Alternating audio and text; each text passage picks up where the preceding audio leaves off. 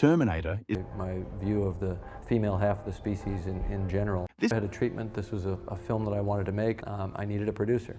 I needed a producer that I could trust to protect it and to protect me in the mix. I knew Gale was the type of material that she knew and that she understood, and she knew low-budget effects. So she was a natural choice. This is what Gale Ann had to say about the production. We decided that we would collaborate on the film and bring it to the screen. We were turned down by every major studio. However, we did have one connection to Orion Pictures. Barbara Boyle and Francis Dole, who had worked for Roger Corman at New World Pictures, were both employed by Mike Medavoy. And we slipped the script to them, and they loved it. He said that he'd had this dream about the Terminator coming out of the today, so it has to come from the future. And I remember very specifically, he wanted to make the hero of the piece a woman. And what he was looking to do was to write something that would be so irresistible that no one would not let him direct it. I was very haughty because I was the guy. And I saw this painting that he had done of the endoskeleton.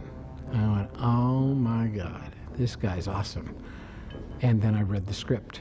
And suddenly I went from a guy who was sitting on a high horse to a guy who really wanted to work on this film. He's a brilliant, some artistic variations, some sculptures of different possibilities for the look of the endoskeleton. And we ended up going right back to the initial concept that Jim had in the painting. He did some sketches himself. And we started doing, detail work, and actually Jim became probably the most able to go, Jim, I honestly, but why don't you give me a little sketch here, and sort of milk out the sketches from Jim Cameron. Go, okay, fine, we'll work on that. And then I could go over to the guys and say, we're done, we got it. Let's just, here's the body cavity, and here are the hips, and here's the shoulder. And by the time all was said and done, Jim had detailed in sketch every detail of the endoskeleton, and thank God for him. And then I ended up taking credit for it all, which I will continue to do. And Michael. Mike Medavoy called up and said I had to talk to Arnold to play Reese. And I thought, okay, that's fine. That's a lame idea, frankly, but I'll talk to him because you have to be very political, especially when you're starting out. You're on very, very thin ice. You can crash through at a moment's notice. I went to meet with Arnold, found him to be charming, and the entire time that I was talking to him during that lunch, I was thinking, you'd make a great Terminator. He had such a strength of presence that I knew it would translate to. So I came back to John Daly and said, look, it's not going to work as Reese, but I think he'd make a great Terminator.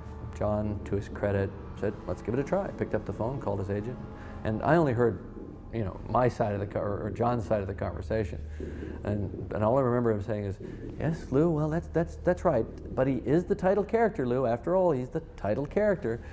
And what can you say? I mean, I know the lines. He's only in a few scenes, but to his credit, Lou made the deal, and at that point, the floodgates opened. We were making. Arnold always struck me as having a larger sense of the movie. He signed on because he liked the movie, not necessarily just the character, and saw its potential.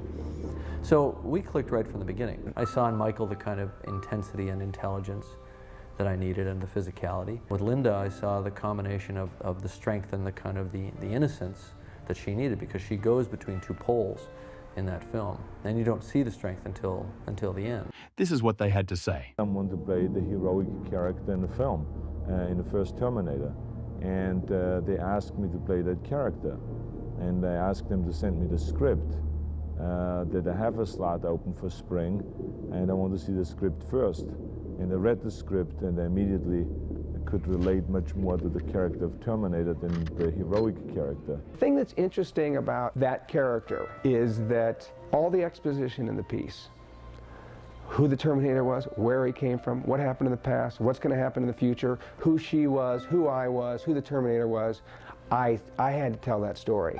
Reese told the story from beginning to end about what's happening, because he's the only person who knew. Well, that's exposition, and that usually is a showstopper. That usually stops movies dead in their tracks. But what Jim did, and the brilliance, I think, of the Terminator is that story was told on the move. She's a woman that grew and transformed on screen, and that's always a wonderful thing to get to play.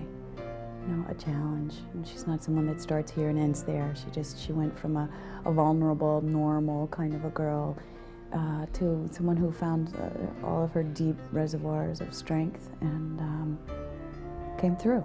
Brad Fiedel explained his work as a composer. They had a low-budget action picture. That's what it was billed as. So I was like, oh, okay. You know, it wasn't anything I was super excited about.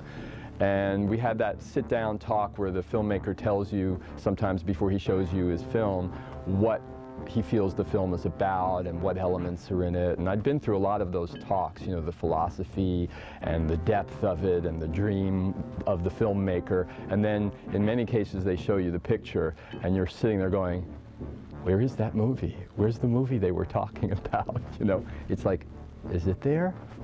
I don't see it. Oh, there's a little, I understand what he was talking about. There's a little, you know, they're talking about some big concept and there's this one little thing that relates to it, you know. So I sat down and I must say I wasn't cynical, but I always was sort of, when, you know, Jim had a lot of big feelings about the film and passion for it, so when he spoke about it, it was very impressive, and I'm sort of, part of my brain's going, well, let's see, you know, and I'm watching the film and, you know, 10 minutes in I'm going, it's here. Wow, it's really here. What he's talking about is on the screen, you know, the depth of it and the mood and the energy of it and the intensity of it. And so I'm sitting going, I gotta do this, gotta do this. So we're watching the film and it's mattering more and more to me, and I'm really, you know, sort of feeling vulnerable, like, okay, now, you know, instead of being like, well, let's see, I'm going, oh, please, please, I hope you're gonna hire me for this movie. And there was a point, I guess, where he blows up and I go, if he gets up one more time, I'm leaving. I said it, I thought I was thinking it, and I said it out loud in the room. And then I'm sitting there thinking, I can't believe it. I can't believe I said that. I just lost the job. I just got very quiet and watched the rest of the film and figured, okay, well. It was the idea of this mechanical man, in a sense, and his heartbeat. I had all these individual keyboards, and they had to be played individually. It was all live, every note is live performed, with the exception of this, I had an Oberheim situation where I could put a little drum machine and a little those things were chained together, but it was their technology. It didn't interface with anything else. So if my Prophet 10 was going boom, boom, boom, boom, boom, boom, boom, boom, and the other thing was going I had to literally sit there live and change the tempo and try to get them to match. Part of the nature of the score is me trying to get control of the machines. While the machines are trying to get control of the people in the movie, I'm sitting here desperately trying to get control of these machines. When they finally get together in the police station, and he's now someone who had been like stalking her, they're now, you know, he's taking her and they're partners in a sense. And I thought, great, and they're escaping. Da-da-dum, dum, dum, dum, you know, they're running out of the police station. And Jim heard that and he said, no way. He said, he said, that's going to open up a part of the brain of the audience that's sort of emotional and maybe a little intellectual, like, the theme, they're together, you know, it taps a little part of their, he said, I don't want to distract their synapses. I just want them like this, you know, I just want them to go, they're going to go, you know, so the music is the same, we just took the theme out, but underneath there was the running of it, you know, and the theme I just thought gave it this heroic moment, and he just said, no, and I think that in that awareness, he knew exactly why he didn't want the theme there. I hadn't worked with a director that had that level, that was dealing quite on that level. Joe Viscasil explained the visual effect. I was called into the office of Gene Warren Jr. and Fantasy 2 Film Effects of Burbank to do the miniature pyrotechniques. And there on his desk were the storyboards and a lot of paintings of this new film called The Terminator. And when I saw these things, I just flipped out, because I thought to myself, well, this is as close as one of my favorite movies as I'm going to come, and that's The War of the Worlds. Gene Warren Jr., the VFX supervisor. I read that script in like 45 minutes, and I think fast as I've ever read a script. It just went right through, and I put it down on Leslie's desk and said, this is great. This is going to be a great movie if this is this script. We got to get this movie. Jim wanted to use those techniques of, you know, hanging wires on models, doing a lot of high-speed photography, in-camera effects particularly. Mark Goldblatt explained how the year was done. So basically Fantasy 2 was doing the special visual effects. Stan Winston was doing the Terminator makeups, prosthetics, and so forth, heads, puppets. Everybody put their heart and soul into this picture, and it shows, because the passion definitely shows up on the screen. Gale's passion, Jim's passion, Arnold's passion. I mean, the actors were all committed. It was a finite amount of money that we had to make this picture.